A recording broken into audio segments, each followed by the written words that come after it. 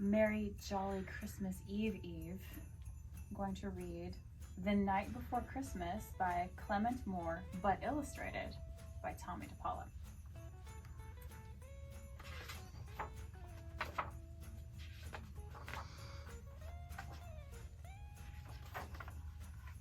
For all my neighbors. 'Twas the night before Christmas, when all through the house not a creature was stirring, not even a mouse. The stockings were hung by the chimney with care, in hopes that St. Nicholas soon would be there. The children were nestled all snug in their beds, while visions of sugar plums danced in their heads. And Mamma in her kerchief, and I in my cap, had just settled our brains for a long winter's nap. When out on the lawn there arose such a clatter, I sprang from the bed to see what was the matter. Away to the window I flew like a flash, tore open the shutters, and threw up the sash. The moon on the breast of the new-fallen snow gave the luster of midday to objects below, when what to my wondering eyes should appear but a miniature sleigh and 8 tiny reindeer. With a little old driver, so lively and quick, I knew in a moment it must be St. Nick.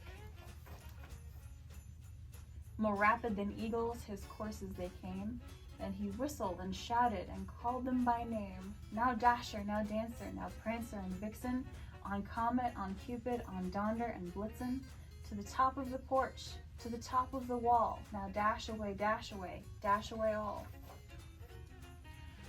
As dry leaves that before the wild hurricane fly, when they meet with an obstacle, mount to the sky, so up to the housetop the courses they flew, with a sleigh full of toys, and St. Nicholas too.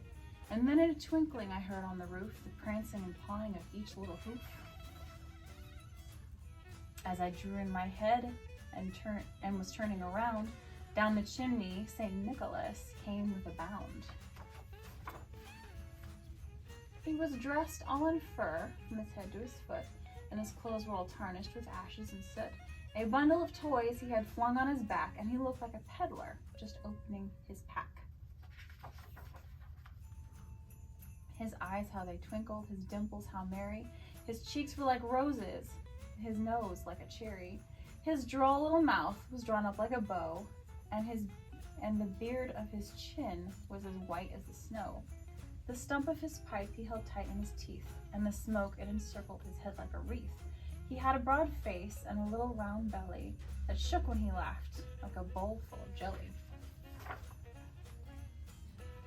He was chubby and plump, a right jolly old elf, and I laughed when I saw him in spite of myself. A wink of his eye and a twist of his head soon gave me to know I had nothing to dread. He spoke not a word, but went straight to his work, and filled all the stockings, and then turned with a jerk, and laying his finger aside of his nose, and giving a nod, up the chimney he rose. He sprang to his sleigh to give his team a whistle, and away they all flew like the down of a thistle. But I heard him exclaim, ere he drove out of sight, "Happy Christmas to all, and to all a good night."